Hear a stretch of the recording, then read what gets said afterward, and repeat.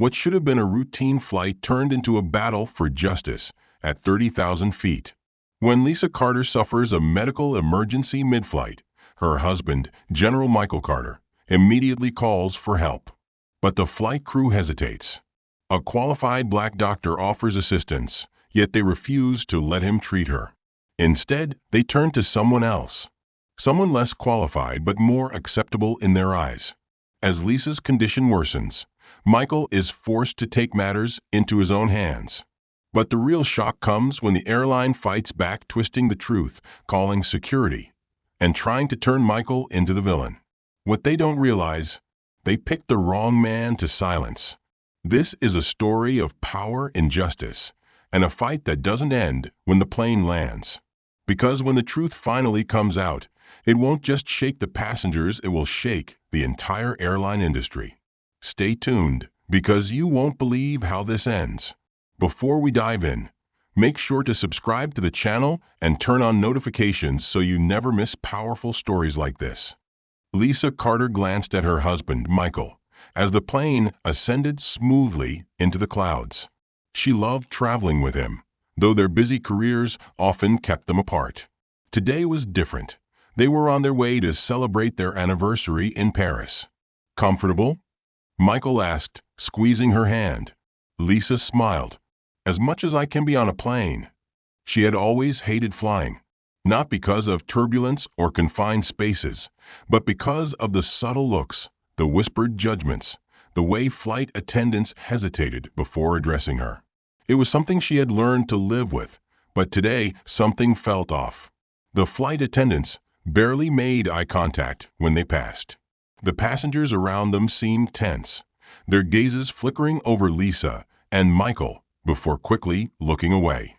It was nothing new. But as Lisa shifted in her seat, a sudden tightness in her chest made her pause. She took a deep breath. Then another. But the air wasn't coming in fast enough. Her heart pounded. She gripped Michael's arm. Something's wrong, she gasped. Michael's face shifted from amusement to alarm in an instant. Lisa? What's happening? She tried to respond, but the words wouldn't come. Her vision blurred. And the world tilted. Help! Michael shouted, standing abruptly. We need a doctor.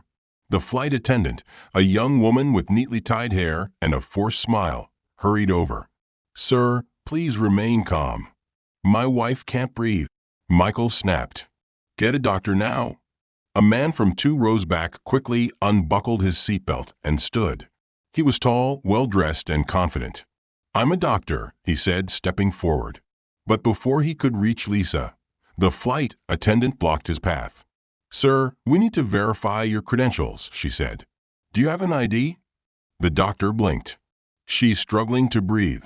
There's no time for, I need to confirm that you're actually qualified.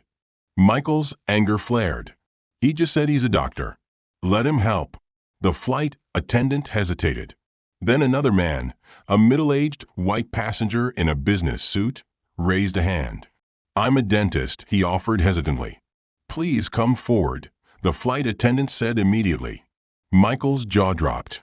A dentist? Are you serious? The real doctor, Dr. Eric Matthews, looked disgusted. This is ridiculous. Meanwhile, Lisa's condition worsened. She clutched her chest, her eyes fluttering shut. Michael pushed past the flight attendant. Forget this. Help her now. Dr. Matthews knelt beside Lisa and checked her pulse. She's going into respiratory distress. We need oxygen and an EpiPen. But the flight attendant still hesitated. I need to check with the captain.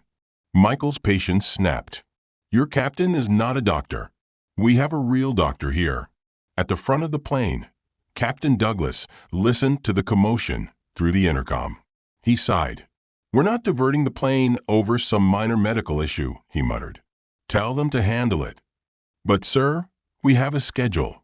Unless she's dying, we stay on course. Back in the cabin, Lisa gasped weakly as Dr. Matthews frantically worked. Michael held her hand, his face filled with fear and fury. If the pilot refused to act, Michael would. And soon, Everyone on board would regret underestimating the man sitting in seat 14B. Michael's grip on Lisa's hand tightened as she gasped for air. Her skin had taken on a sickly pallor, her lips slightly blue. Dr. Matthews worked quickly, checking her pulse, his jaw clenched with frustration. "She needs oxygen now," he barked.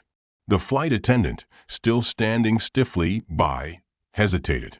"I need to confirm with the captain before administering." Michael turned on her, his voice low and dangerous. "If my wife dies because you're waiting on approval, you will regret it for the rest of your life." The tension was palpable. Passengers watched in stunned silence, some shifting uncomfortably in their seats. A few whispered among themselves, sensing the injustice of what was happening. Others stared blankly, afraid to get involved. The dentist, the man they had been so quick to trust, cleared his throat awkwardly. "Perhaps we should listen to the real doctor," he muttered, stepping back. Dr. Matthews didn't wait. He reached for the medical kit stored beneath a nearby seat and tore it open. His hands moved swiftly, pulling out an oxygen mask. But before he could place it on Lisa, another flight attendant appeared, an older woman with a stern expression. "What do you think you're doing?" she demanded. "Trying to save her life," Dr. Matthews snapped.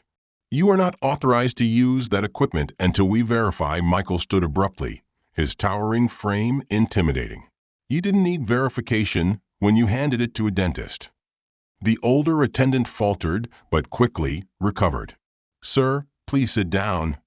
"I will not sit down while my wife is struggling to breathe," Michael growled. The murmurs among the passengers grew louder. A woman near the aisle leaned toward her husband. "Why won't they let him help?" she whispered. At that moment, Lisa convulsed slightly, her chest rising and falling in erratic gasps. Dr. Matthews didn't wait any longer. He placed the oxygen mask over her nose and mouth, adjusting the valve. "Breathe, Lisa. Stay with me." Lisa's eyelids fluttered, her body still weak. The younger flight attendant, who had hesitated earlier, finally acted. She crouched down beside them. "How else can I help?" Dr. Matthews glanced up. "We need an EpiPen. Do you have one in the emergency kit?" She nodded and reached for the kit, her hands shaking slightly. But before she could pass it to him, the older flight attendant snatched it away. "That is for authorized medical personnel only," she snapped. Dr. Matthews shot to his feet. "I am authorized. I'm a board-certified physician." The older attendant's lips thinned. "We have procedures." Michael took a slow, dangerous step forward. His voice was cold, controlled. "You would rather let my wife die than let him help her. That's what this is, isn't it?" Her silence was answer enough. Michael had seen this kind of discrimination before. In combat zones, in hospitals, in boardrooms, people who refused to accept that a black man or woman could be the most qualified person in the room. But this wasn't just an insult. This was his wife's life on the line, and he wasn't going to stand for it. "Who's in charge here?" Michael demanded. The intercom crackled. "This is Captain Douglas," a voice announced, calm and indifferent. "Sir, please return to your seat. We are handling the situation." Michael grabbed the intercom from the attendant's hand. "No, you're not handling it. My wife needs urgent care, and your crew is refusing to let a qualified doctor treat her." The captain sighed audibly. "Sir, we are not diverting this flight over a minor medical event." Michael's blood boiled. "A minor medical event? She's unconscious, you arrogant." He stopped himself before the words could escape. Captain Douglas continued, his tone dismissive. "Sir, if she were in real distress, I'm sure your doctor would have already handled it." The line went dead. Michael stared at the intercom in disbelief. The passengers now fully understood the gravity of the situation. Some shook their heads in disgust. Others whispered angrily. Dr. Matthews looked at Michael and spoke low enough for only him to hear. "We may need to force a landing." Michael clenched his fists. "Oh, we will. Because what these people didn't know, what the captain had failed to realize, was that Michael Carter wasn't just any passenger. And before this flight was over, everyone on board would learn exactly who he was. Michael clenched his fists so tightly that his nails dug into his palms. His wife was unconscious, a real doctor was being ignored, and the captain, the one man who could turn the situation around, had just dismissed it as a minor medical event. Lisa's breathing was shallow beneath the oxygen mask. Her fingers twitched weakly. She didn't have time for bureaucracy. Dr. Matthews shot Michael a meaningful glance.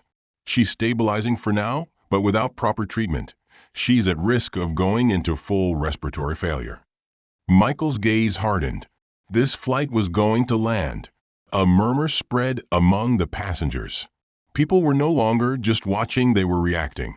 "This isn't right," a woman whispered. "They're ignoring her because she's black," another voice murmured.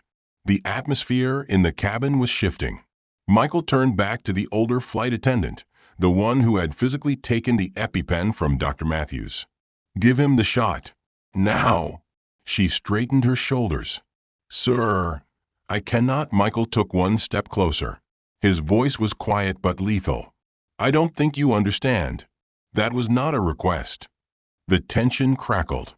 A nervous flicker crossed the attendant's face. She opened her mouth to argue. But suddenly, another voice cut through the cabin. "Excuse me, what's going on here?" A man in a suit, one of the first-class passengers, had stepped forward.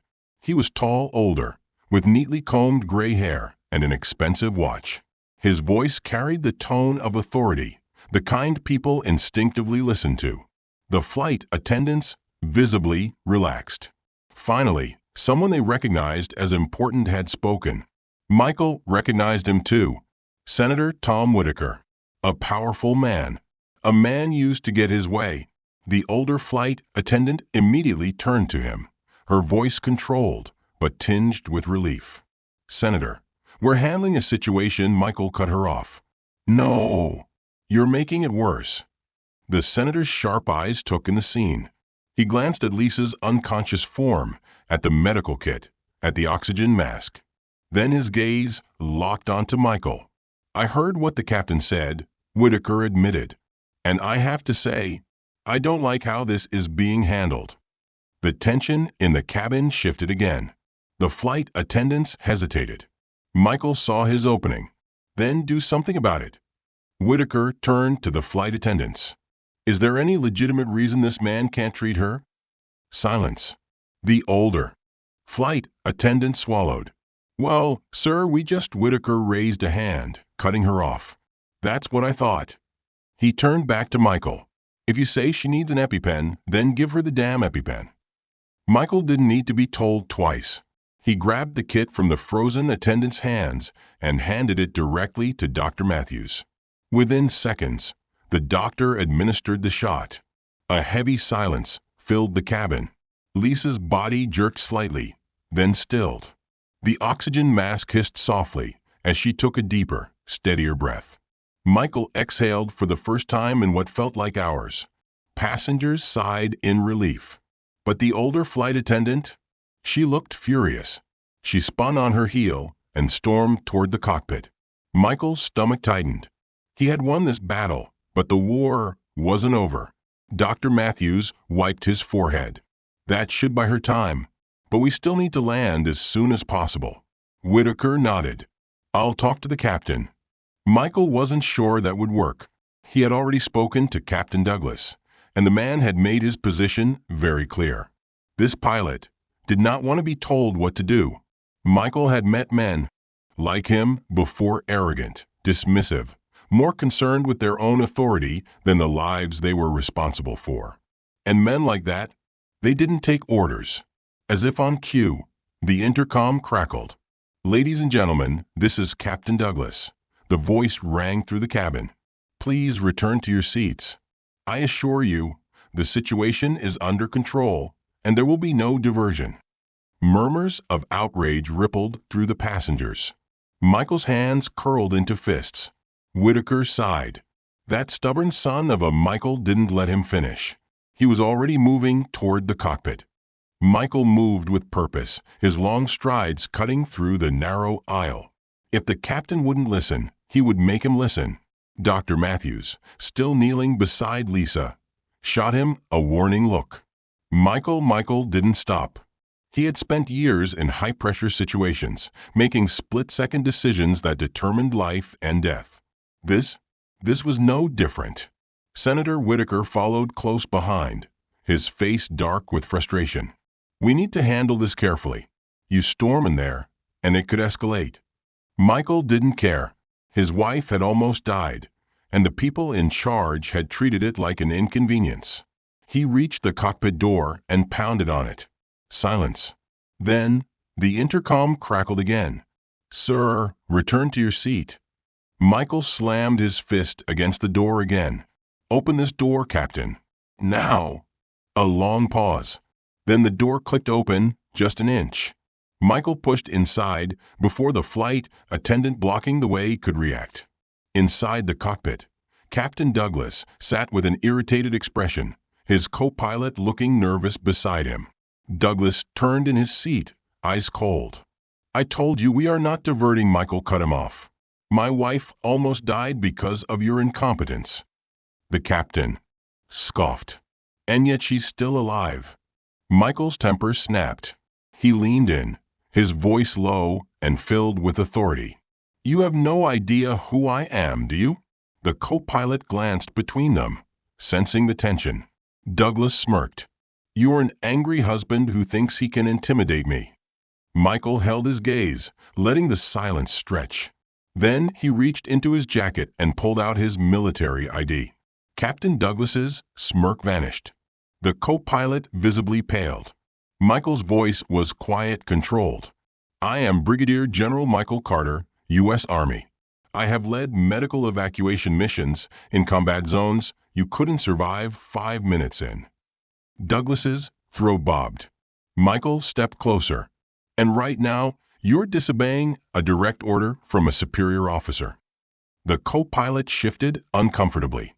Captain, maybe we should. Douglas held up a hand, cutting him off. His jaw was tight, his pride still fighting against the reality of the situation. Michael's voice hardened. You will divert this plane, or I will make one phone call, and by the time we land, you won't have a job. Silence. Then the radio crackled. Flight 397. We received an emergency request from onboard. What's your status? Michael raised an eyebrow. Looks like someone on this plane has more sense than you. Douglas's fingers twitched over the controls. His knuckles were white. He didn't want to do this, but he had no choice. With visible reluctance, Douglas sighed heavily and pressed the intercom. This is your captain speaking. We are making an emergency landing in New York. Flight crew, prepare for descent. The moment his voice rang through the cabin, cheers erupted from the passengers. Michael didn't move. He kept his eyes locked on Douglas. This isn't over, Douglas muttered under his breath. Michael's lips curled into a smirk. No, Captain, it's not. Because when they landed, the real reckoning would begin. The shift in the cabin was immediate. Relief spread like a ripple through the passengers as the announcement settled and they were landing. Some people clapped, others sighed in exhaustion, and a few turned toward Michael with nods of quiet gratitude. Michael, however, wasn't celebrating. He stood just outside the cockpit, watching Captain Douglas with an unblinking stare. The pilot's face was locked in an expression of forced composure, but the tension in his jaw betrayed him. Douglas had been forced into this decision, and he hated it. The co-pilot, still pale, cleared his throat. I'll notify air traffic control of our emergency status. Michael turned away, without another word, and strode back toward Lisa. She was still unconscious, but breathing easier. Dr. Matthews checked her pulse again and gave him a reassuring nod. The EpiPen helped. If we land soon, she'll be okay. Michael exhaled. Not soon enough. Senator Whitaker had taken a seat nearby, arms crossed, deep in thought. This is going to get ugly. Michael raised an eyebrow. For who? Whitaker smirked. Not for us. The older flight attendant, the one who had fought against helping Lisa at every turn, stormed past them toward the cockpit. Her face was flushed with anger. Michael glanced at Dr. Matthews. I think she's about to complain that the angry husband bullied her captain. Dr. Matthews snorted. Too bad. The right side already won. But had they? Because Captain Douglas wasn't done. Minutes later, as the plane began its descent, the intercom crackled again. This is your captain. We are preparing for landing at JFK Airport. However, due to interference with standard protocol, law enforcement will be waiting upon arrival. Gasps, murmurs, confused glances between passengers. Michael's blood ran cold. Whitaker let out a slow exhale. That bastard. Michael knew exactly what Douglas was doing. He was setting up a narrative. A plane forced to land. A disruptive passenger. Law enforcement waiting at the gate. Douglas was trying to flip the script to make Michael the problem, to cover up his own negligence by shifting the blame. Michael's hands curled into fists. The older flight attendant smirked as she passed. She thought she had won. Dr. Matthews looked furious. This is insane. You were trying to save a life. Whitaker rubbed his temple. And now they'll try to paint you as a threat to the flight. Michael forced himself to think. This wasn't combat, but the strategy was the same. He needed to control the battlefield before the enemy dictated the terms. Michael stood up. He turned to the passengers, the witnesses. Ladies and gentlemen, he called out, his voice carrying over the murmur of conversation.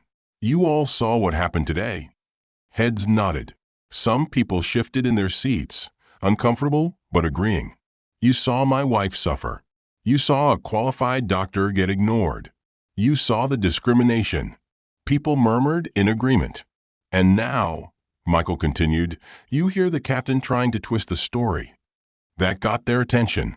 A man near the front scowled. He's trying to make it look like you're the problem. A woman further back shook her head. We won't let that happen. Michael nodded. This plane lands in 5 minutes, he said. When the police come aboard, they'll ask questions. You don't have to be silent. Senator Whitaker smirked. How? I'll talk first. Michael gave him a look. I appreciate it, Senator. Whitaker shrugged. I like being on the winning side. The energy in the cabin had shifted again. Douglas may have had authority, but Michael had the truth. And when the wheels touched the ground, that truth was about to explode. The thud of the landing gear touching the runway sent a wave of tension through the plane. Flight 397 had finally arrived at JFK, but the real battle was just beginning.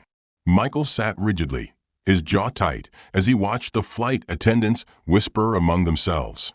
The older attendant, the one who had fought so hard to block Lisa's treatment, smirked as she adjusted her uniform. She thought she had won.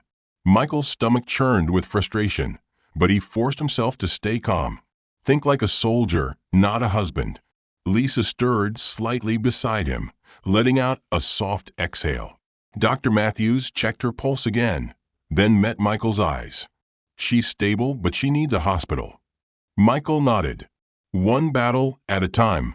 Over the intercom, Captain Douglas spoke, his voice full of forced authority. Ladies and gentlemen, please remain seated as law enforcement boards the plane. Thank you for your cooperation. Gasps. Whispers. Michael glanced toward the front. Through the small gap in the cockpit door, he saw figures in dark uniforms waiting just outside. Cops. A lot of them. Senator Whitaker leaned toward Michael. This is a damn stunt. Michael agreed. Douglas had doubled down. Instead of admitting fault, he was making it look like a security issue, a dangerous passenger, a disturbance, a scenario where he, the general who had spent his life protecting others, was suddenly the threat. Michael's blood boiled, but he forced himself to take a slow breath. He would not play into Douglas's hands. The doors finally opened. 4 uniformed NYPD officers stepped in, scanning the cabin with careful, neutral expressions. Behind them, a tall man in a black suit followed, his ID badge gleaming. TSA security. Passengers fidgeted, some whispering anxiously. Others, the ones who had seen everything, looked angry. One of the officers, a man in his 40s with graying hair, stepped forward. "We were informed of a disturbance involving a disruptive passenger. Can someone clarify?" Before Michael could open his mouth, the older flight attendant stepped forward, her voice syrupy sweet but full of venom. "Yes, officer.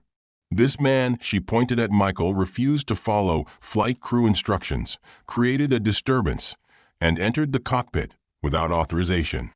Michael did not move. The officer turned to him. "Sir, is that true?" Michael met his gaze directly.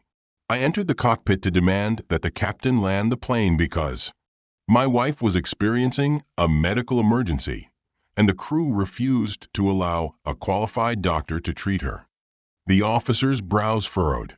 He turned to Dr. Matthews. "You're the doctor?" Dr. Matthews nodded. "Board certified, 15 years of experience. I was blocked from assisting until a U.S. Senator intervened." That made the officer pause. His eyes flicked to Whitaker. "Senator." Whitaker stood, straightening his suit. "Tom Whitaker, U.S. Senate. I witnessed everything. The only disturbance was the flight crew's refusal to provide medical assistance. I'll be filing a full report with the FAA." The flight attendant's smirk disappeared. The TSA agent exchanged looks with the officers. This wasn't playing out the way Douglas had hoped. The graying officer turned to Michael. His tone softened. "Sir, do you have any identification?" Michael handed him his military ID. The officer's eyes widened slightly. Then he let out a slow breath and nodded. "All right," he said, turning back to his team. "We need to clear a path for medical assistance. This woman needs to get to a hospital." The tension snapped. Flight attendants stiffened as EMTs rushed aboard, pushing a stretcher down the aisle. Michael finally exhaled as they lifted Lisa carefully. She stirred, her eyes flickering open just long enough to see him. "You did it," she whispered weakly. Michael squeezed her hand. "I wasn't going to let them win." Just as the EMTs started to move Lisa, another voice cut through the air. "Captain Douglas, a word." Everyone turned. A second TSA agent, older and clearly higher-ranked, had stepped onto the plane. His sharp gaze locked onto Douglas. "FAA wants to speak with you immediately." Douglas's face drained of color. The older TSA agent held up a tablet. "Multiple passengers reported that you refused a medical diversion despite a clear emergency. That is a direct violation of FAA regulations." Passengers murmured. Some pulled out phones, recording the moment. Douglas swallowed hard, glancing at the cameras. He knew this was bad. Michael folded his arms. "Looks like you're the disturbance after all, Captain." Douglas's fingers twitched, but he said nothing. The officers and TSA agents escorted him off the plane. Passengers cheered. Whitaker grinned. "That's one hell of a landing." Michael simply watched as Douglas was led away, knowing full well this wasn't over. Not yet. The cool night air hit Michael's face as he stepped onto the jet bridge, following the EMTs, pushing Lisa's stretcher.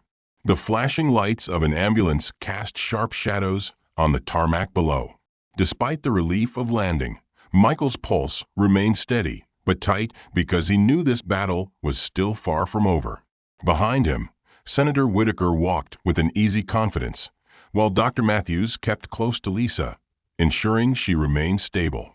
The NYPD officers who had first boarded the plane were now standing in a loose cluster near the exit, talking quietly among themselves.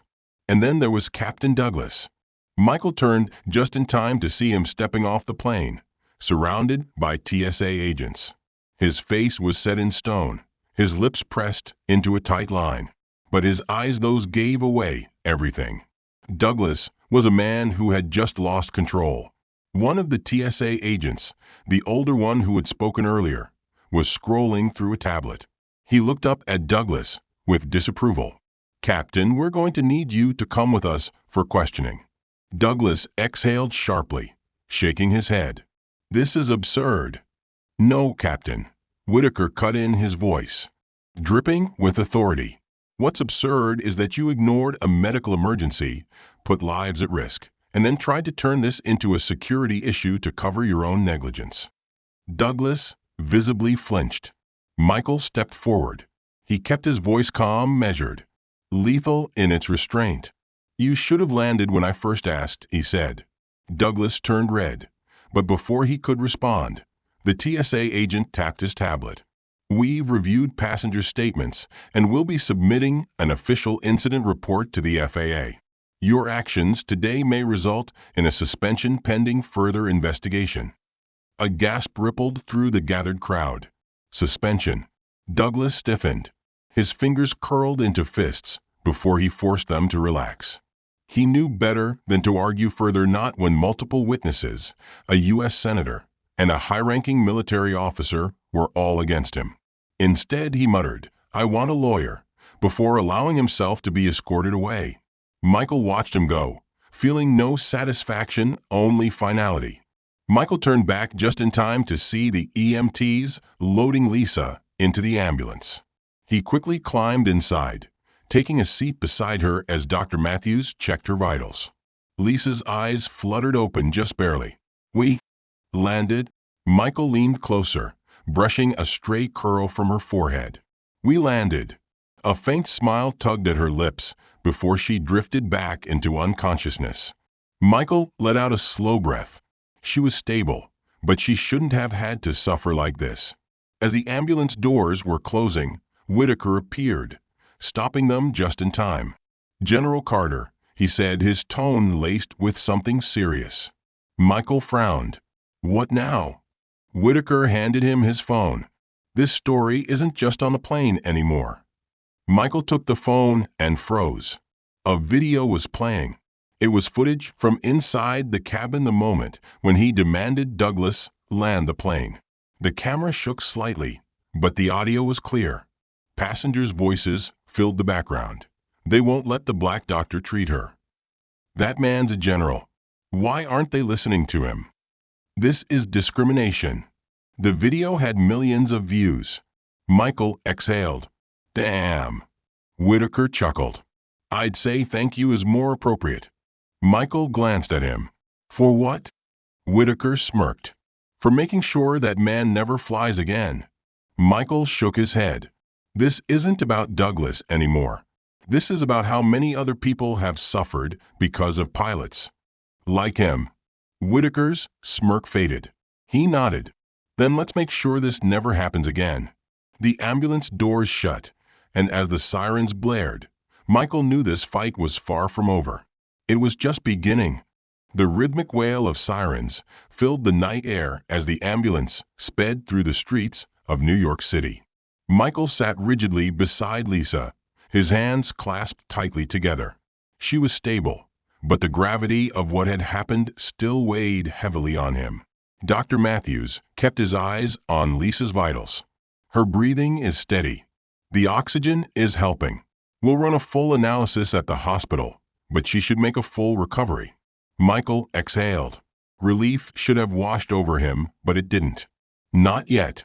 Because while Lisa's body would recover, the damage done today wasn't just physical.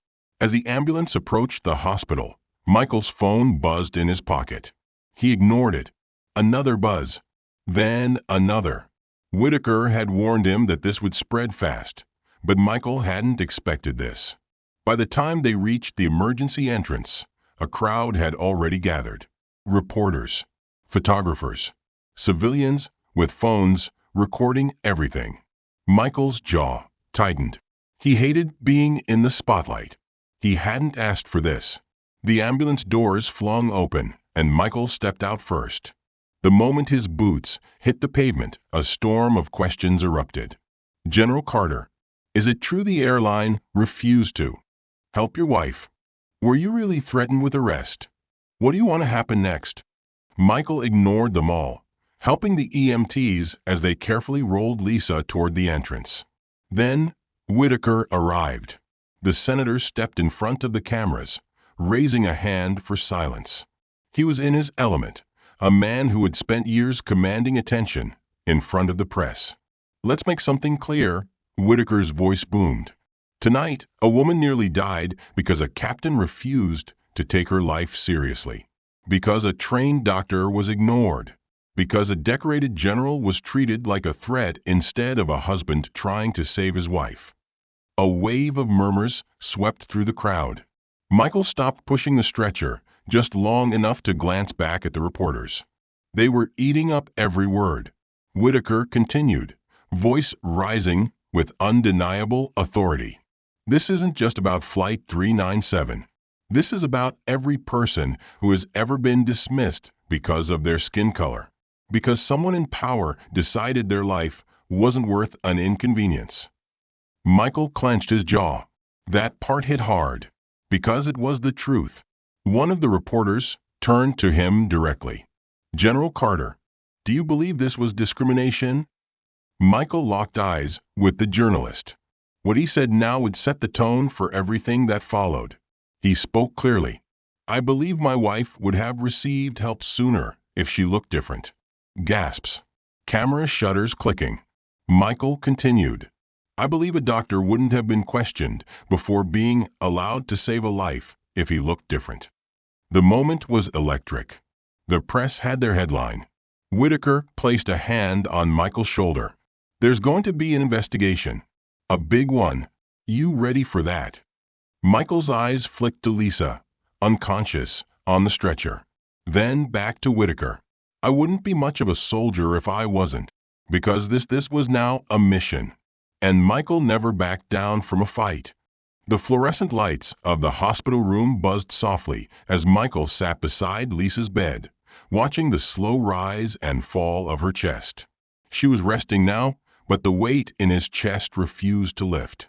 A part of him knew she was safe, that she would recover. But another part, the part trained to never let his guard down, was already thinking ahead. The fight wasn't over. It had just begun. Michael's phone vibrated on the table beside him. He glanced at it, already expecting what he saw. "Whitaker, it's official.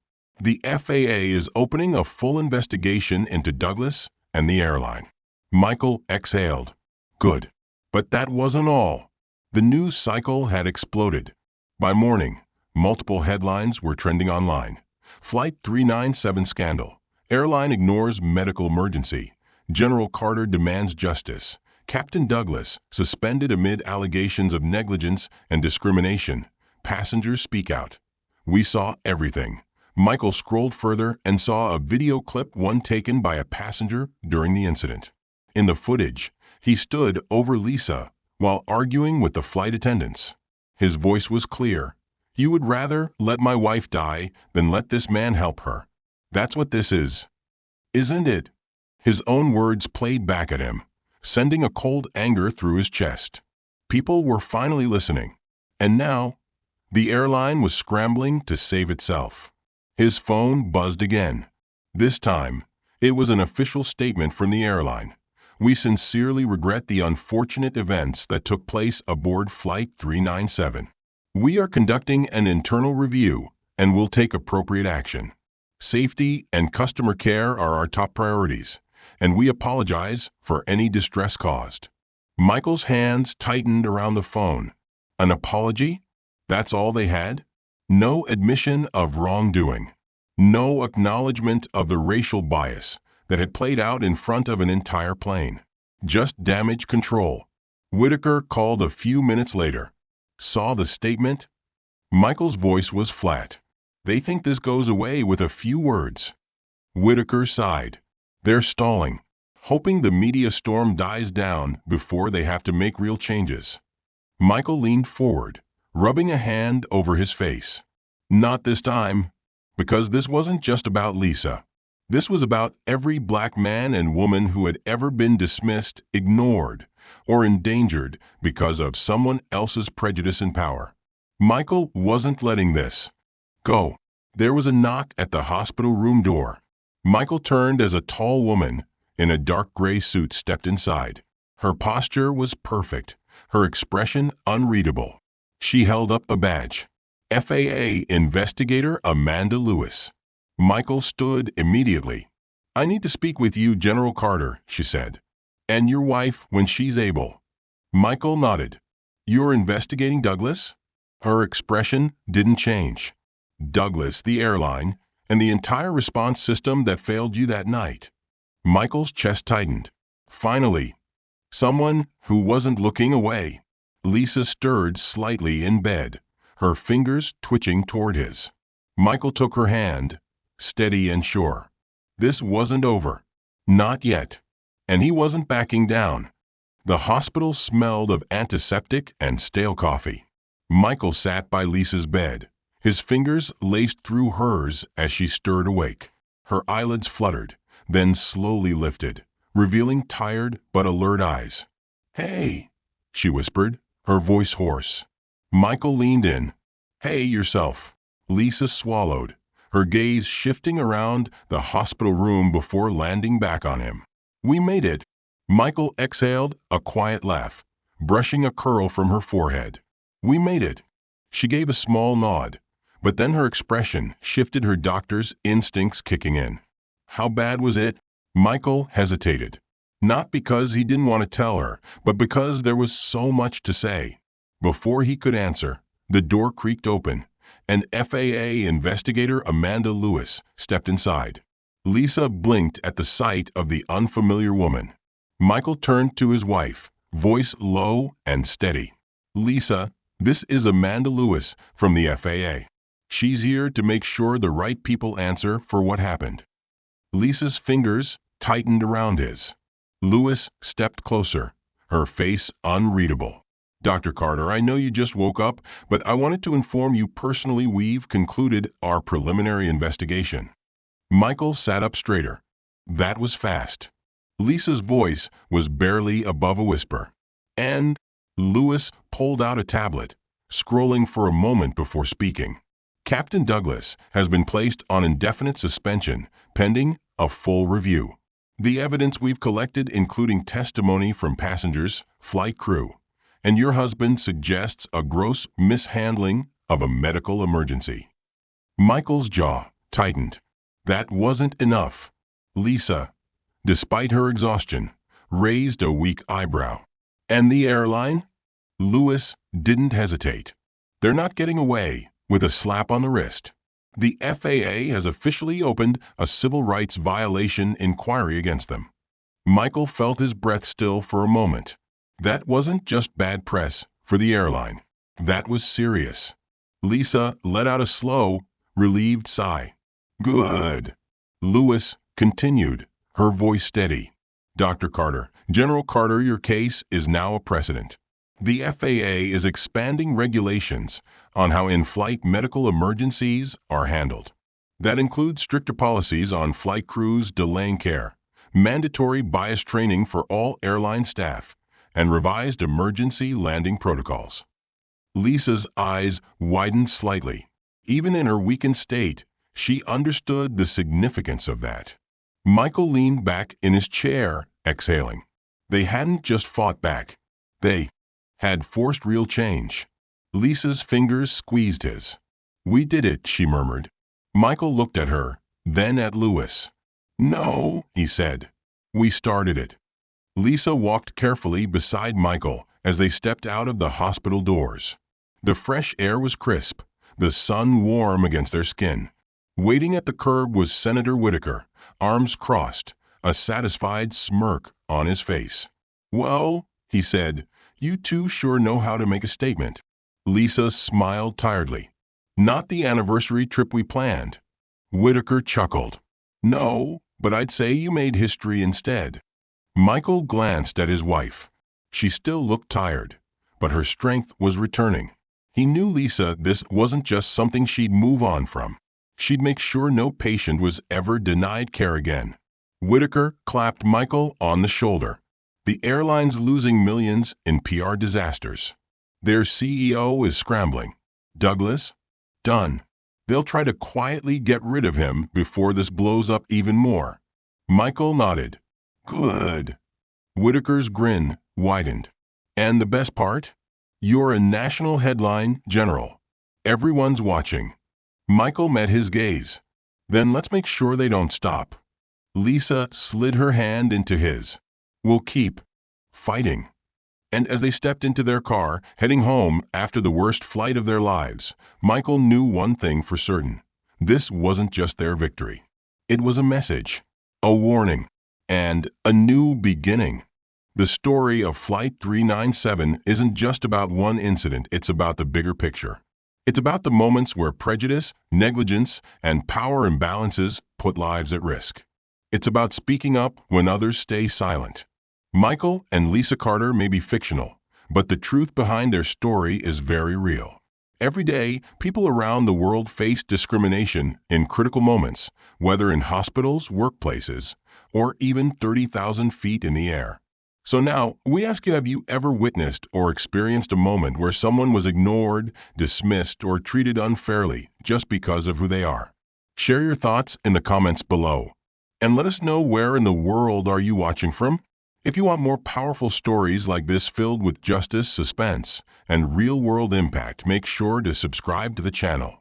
Hit that like button and turn on notifications so you never miss a story that needs to be told. Because together, we can make sure that when injustice happens, the world listens. Subscribe now